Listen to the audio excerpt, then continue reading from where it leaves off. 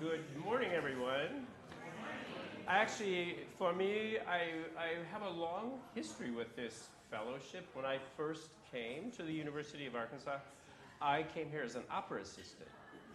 Under some of you, if you are old enough, may know Richard Brothers, who was Richard and Alma was an important member of this church, and he coerced me into playing piano for this fellowship. And I have really many beautiful memories of that time and the people that I've met here. So it's sort of a treat for me to be back among you. So today, we're talking a little bit about censorship and the role of censorship in the world of classical music. And this all came about a bit over the spring. Brenda and I went to a performance of Fidelio, which was broadcast through the Metropolitan High Definition broadcast that they broadcast here in local theaters and around the world. This is Beethoven's only opera. And before the performance started, this is quite unusual, there was a rather striking introduction by the Met director, Peter Gelb, who, and I'm quoting this, in the early 1800s when Fidelio was composed, Beethoven believed in the power of the republic, the right of people to govern, end quote.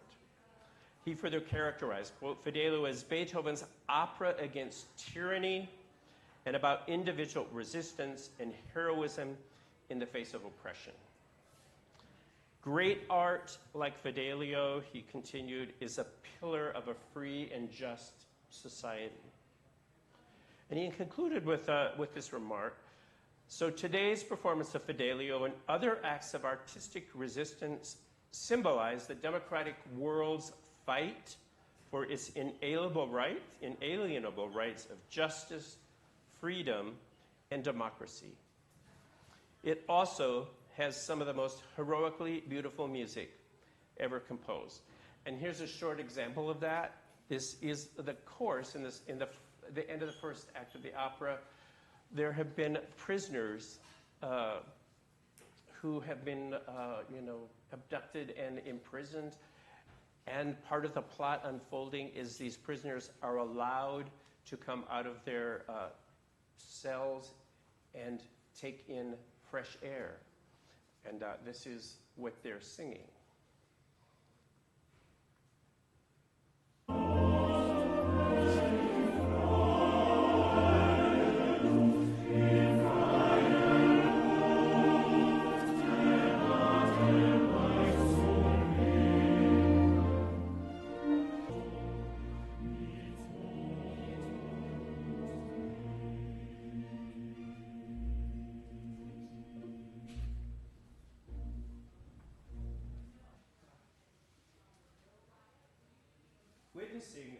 After this opera,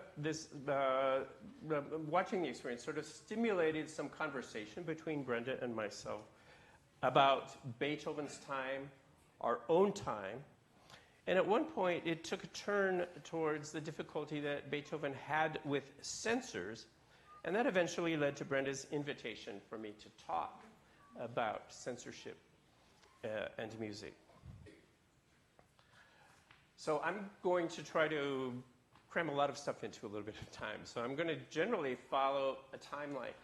I must say, just for this Overlust, how wonderful to breathe the air. I remember I first heard this probably when I was in high school. It was a centennial of Beethoven's birth, and they were offering LP, vinyl records, and it's the first time I heard Fidelio. This piece still sort of brings tears to my eyes when I hear it. Both the sentiment of it and the beauty of the music.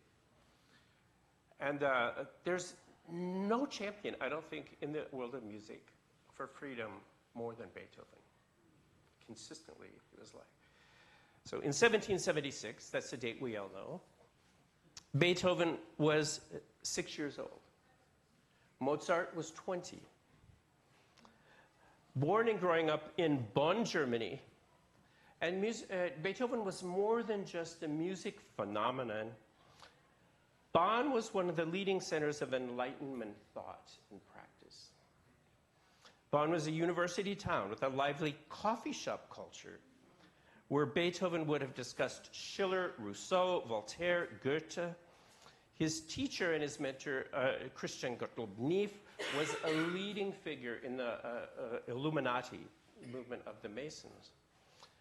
The ideals of the incubating French Revolution, liberty, equality, brotherhood, were embraced by Beethoven and stayed with him until the end of his life. And we all know that musically that culminated in his Ninth Symphony, that amazing hymn to brotherhood and freedom. In 1776, Vienna was under the firm control of Maria Theresa and was markedly more conservative in thinking and practice than Bonn.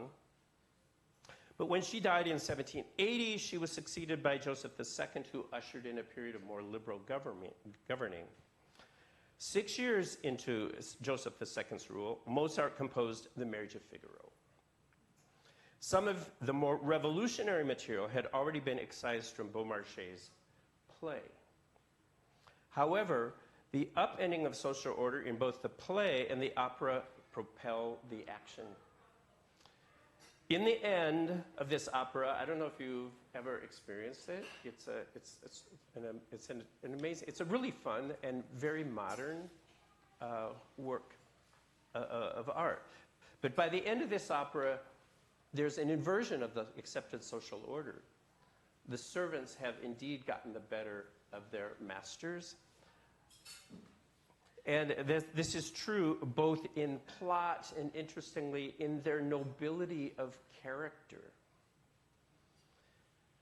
The literary theme of the drama is reinforced by Mozart's inversion of class dance rhythms. I found this really fascinating about the opera. So the servants' arias are accompanied by the courtly rhythms of the minuet,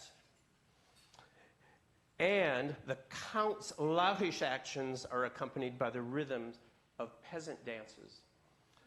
So this would have been very apparent to people in his time. So admittedly, this was a little window when these revolutionary ideas were able to sneak by the censors and be presented to the public. And the only censors that involved it is there was an important soliloquy that Figaro in the play delivered that was an invective against the aristocracy, and that was considered too incendiary, and that was deleted by the censors. However, the rest of the play was able to stand. And it was not only the elimination of that, but this happens in some senses. There was Mozart's librettist for the opera, Da Ponte, also was a very good political manipulator. So his machinations also helped get a lot of things by the censors. The opera was wildly successful in Vienna, and especially in Prague, and continues today to be one of the mainstays of the operatic repertoire.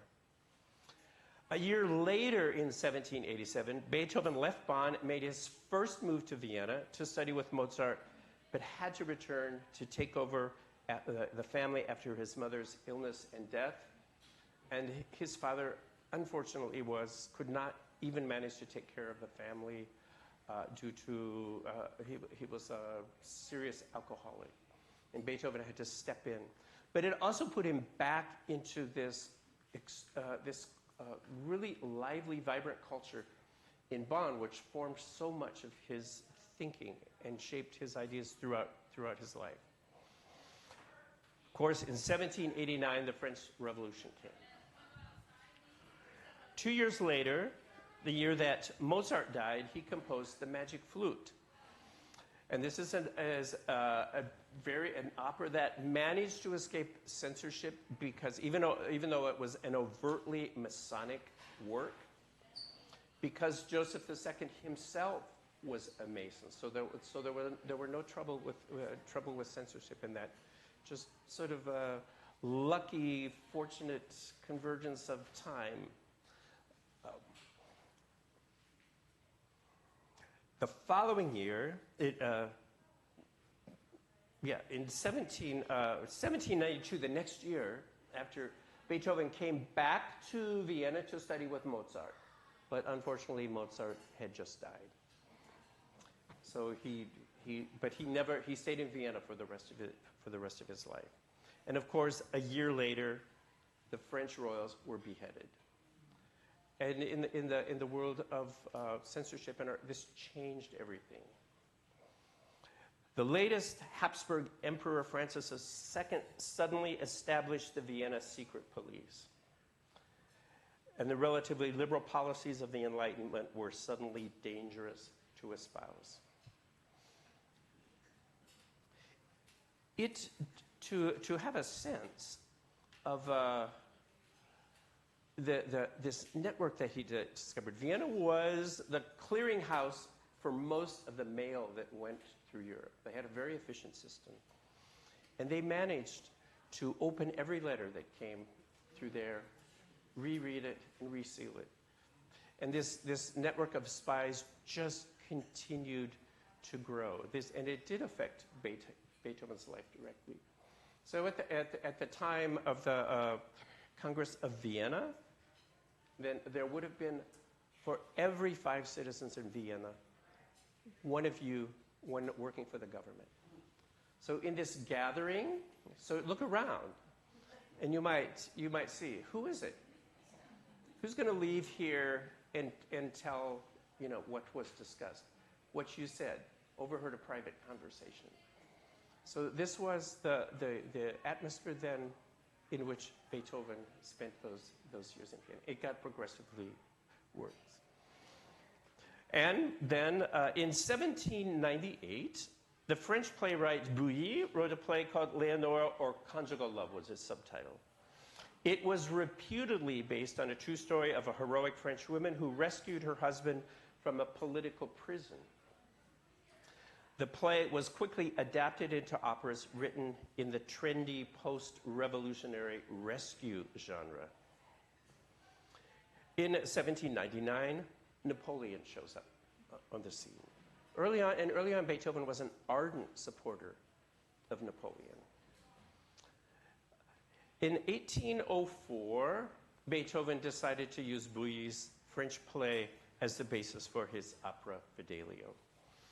There were already other operatic adaptations of this play in circulation, and already to please the censors, the setting had been changed from France to the Spain during the Inquisition. So this was a common practice of the rebranding of music in that time to make it acceptable. The original political prisoner had been recast as the victim of merely a personal vendetta. So the censors managed to scrub the opera, the story, of its overt political overtones. Just 2 weeks before its premiere in 1805, the production, which seemed to have been all cleared, ran afoul of the Viennese censors and was shut down. Again, the deft machinations of the librettist got the opera approved by the Council of State. So he rather cleverly invoked the ghost of Maria Theresa was invoked, and they emphasized the conjugal aspect of this play. It was about upholding marriage and the virtues of this faithful woman who rescued her husband. And even to sweeten the pot, they decided that they would be able to premiere the opera on Maria Theresa's Saint's Day. So the minister of police required officials to be present with the libretto in hand to assure that the performance didn't deviate from the approved version. Unfortunately, this is some bad luck. By opening night, Napoleon had occupied Vienna. The aristocracy had fled to their rural estates. The audience was largely composed of French soldiers and a few local critics, none of whom were impressed. Beethoven did create a second version in 1806 with no greater success. However, one thing that happened at this time I don't think we always think of in the whole music world, symphonies, operas, much of this music was not consumed the way that we are able to consume it. It was for a very limited audience. Public performances, especially of symphonic works, were quite rare. But the way people knew most of these works was through piano arrangements. That there was a thriving business for that. So it would have been the same with Fidelio. The opera would have been quite widely known through these published piano versions at home. The third version came out in 1814, the same year as the start of the Congress of Vienna, which uttered in Metternich's police state. The opera was rebranded as a moral of wifely fidelity and courage. The princely ruler who comes to rescue the prisoner and punish the corrupt governor can now be viewed as a benevolent ruler. The reach of Metternich's secret police and its effect on Beethoven was monumental. We already talked about that 1 in 5 citizens. I don't know how many people are here, but maybe that's a staggering thing to consider. We're working as a spy for the government. This, along with Beethoven's advanced deafness, seriously limited the active social discourse of Beethoven and his social network of writers, journalists, and intellectuals. We know that's interesting. I don't know if you know that in Beethoven's late life, his hearing was so bad that he started to use conversation books. So people would write to him, and then he would respond verbally. So it's actually an amazing trove of information about Beethoven. We only get one side of it. We don't always know what Beethoven said. But interestingly enough, when Beethoven he was known to rail against the things that he did not like. But there's a quote from one of these private conversation things where one of his conversational partners wrote, "Some other time. Hansel the spy is here right now." So we even know that Schubert, who was part of a group of painters, writers, poets, all desperately poor, they gathered together in little gatherings called Schubertiaden. And during one of those, the police burst in, and one of Schubert's friends was taken away and imprisoned for something he said.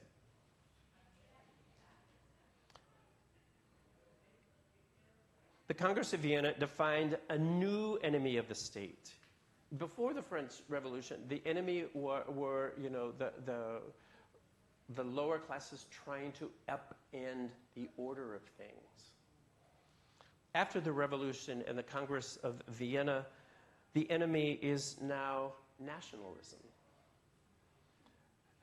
And so there comes a new object for music censors to shut down. And it's here where we meet our heroic resistors. Chopin, the understated champion of Polish independence, and Verdi, the activist champion of the emerging nation of Italy. So, I played for you at the beginning this little mazurka by Chopin. This is a Polish folk dance. And Chopin who was born in Poland into a French family, but his father was a teacher. And his students were, of course, aristocratic families. And Chopin would spend summers in their estates in the country, where he was exposed to this authentic Polish folk music, which left a lasting impression on him, for sure. Chopin's first foray into an international performing career coincided with the Warsaw Uprising in 1830. So Chopin would have been about 20 years old when he decided to leave and start an international performing career. And this coincided with the Warsaw Uprising, which was a failed uprising and was brutally put down by the Russians. And Chopin spent the rest of his life excuse me, as an expatriate, along with the exiled Polish nobility who made Paris their waiting place. Chopin was a great Polish patriot. However, he was not an agitator. His resistance was subtly expressed in the national folk rhythms of the mazurka and the polonaise. We might identify Chopin's mazurka performances as a kind of nationalistic code to the Polish diaspora, who were always under police surveillance.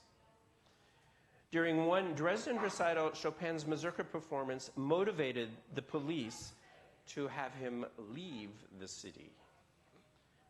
And to understand the nationalistic power of his mazurkas, we only have to remember that during the rule of the Third Reich, all performances of Chopin's mazurkas were banned in Poland.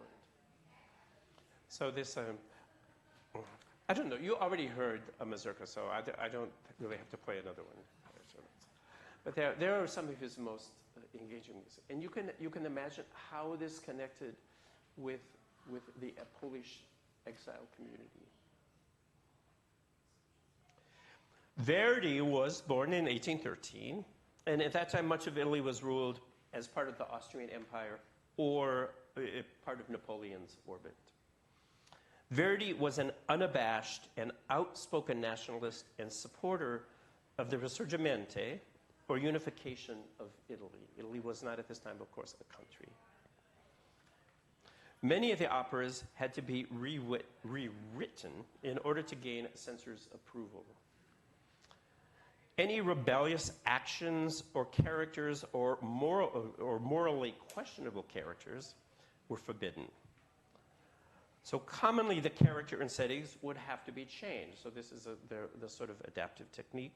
One of Verdi's opera, Ballo in Maschera, originally was set in Sweden, and the King Gustav III was assassinated in the opera.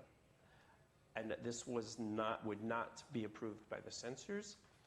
So Verdi changed the location from Sweden to Boston. And I know, it is kind of, even to this day, kind of silly. And the king just became a governor. So that was able to clear the censors. Rigoletto, another Verdi opera, the main character was a king. He's rather morally dissolute. And so to approve the censors, he had to be downgraded to a duke, and the setting had to be moved from Venice to Mantua. And then it was fine.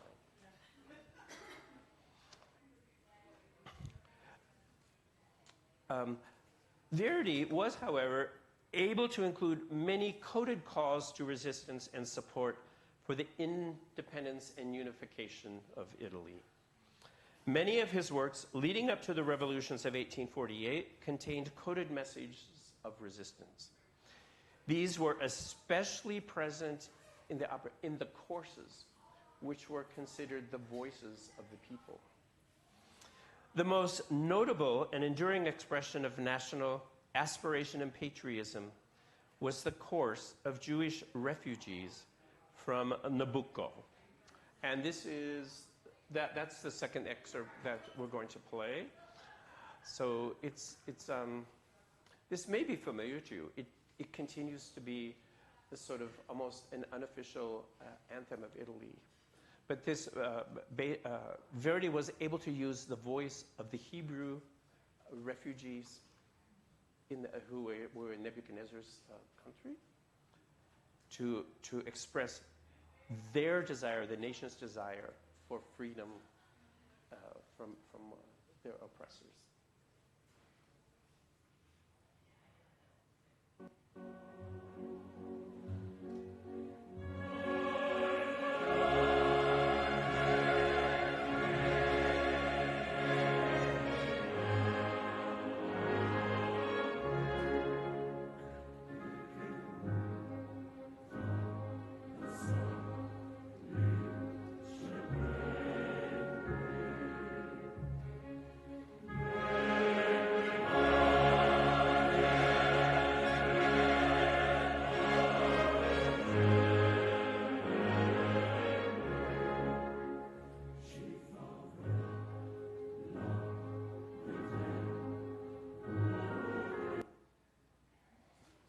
Have you heard that tune before? Yeah, it's been used. It was used at the Olympics and things like that. Sorry that it's so short, but it's in the context of the opera. It's such an inspiring and uplifting moment, and this was the moment at which the citizens of what was not yet Italy were able to express their hope for freedom. Verdi himself became an icon for Italian national unification and freedom. So there was his name, Verdi, was sort of the underground code for Vittoria Emanuele Re d'Italia. So this was, Emmanuel became the first king of a unified Italy. Verdi lived a long life. So even though the revolutions of 1848 were put down, Verdi lived to see the unification of Italy. In the early 20th century, two tyrannical states exercised tight censorship in music. These are probably quite familiar to us. Now, any expression that resists German or Soviet nationalism is excised or forbidden. So the censors have, changed their perspective. Now everything has to promote the country and the regime in power. Of course, during the Third Reich, music by any Jewish composer, Mendelssohn, Mahler, any form of decadence, including American jazz, was strictly forbidden. Some Soviet composers, like Kabalevsky, were totally compliant with Stalin's requirements for art. In Russia, there was a whole amazing structure of censorship, and sometimes it's hard to know where the line between political idealism and personal revenge, they sometimes overlap. That may sound familiar to us here. So. Prokofiev, and especially Shostakovich, walked a thin and dangerous line and often ran afoul of Soviet censors. Some Soviet composers, some Russian composers decided to leave and become a part of many of them came to America.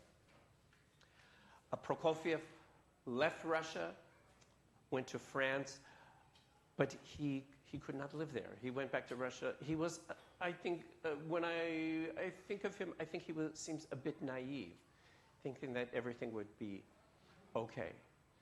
And we know both he and Shostakovich, of course, managed to survive.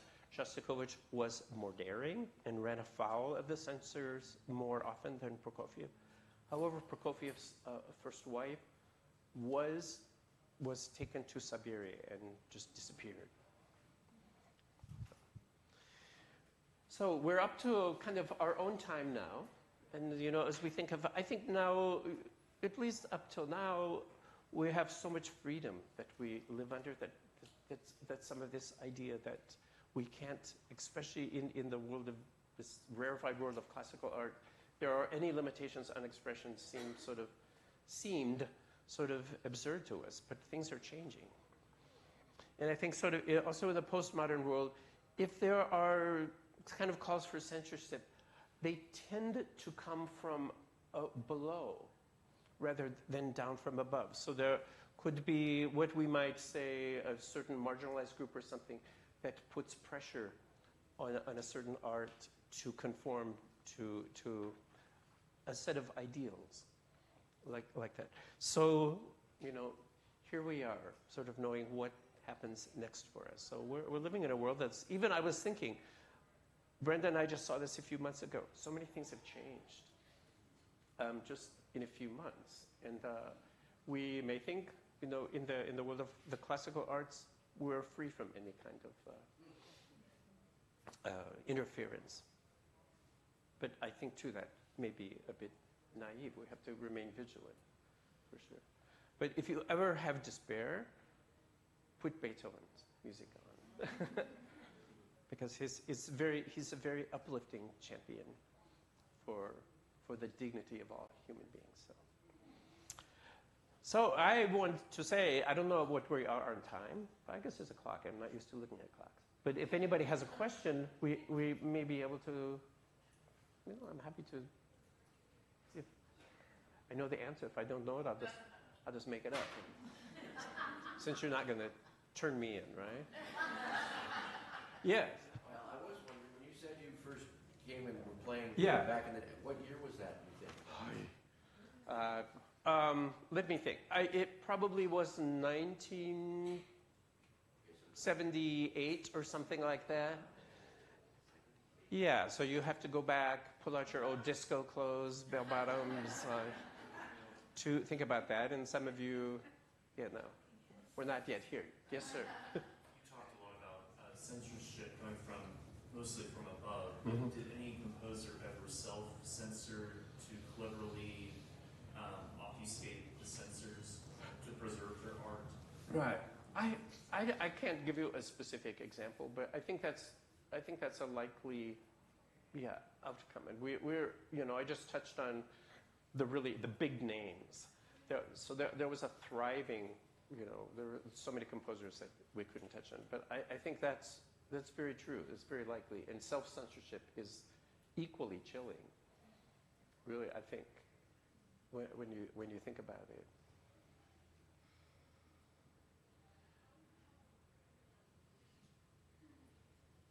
Thank you. Okay? All right. I'm happy to see you.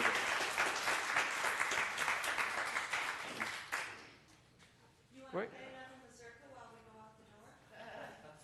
I could. I mean,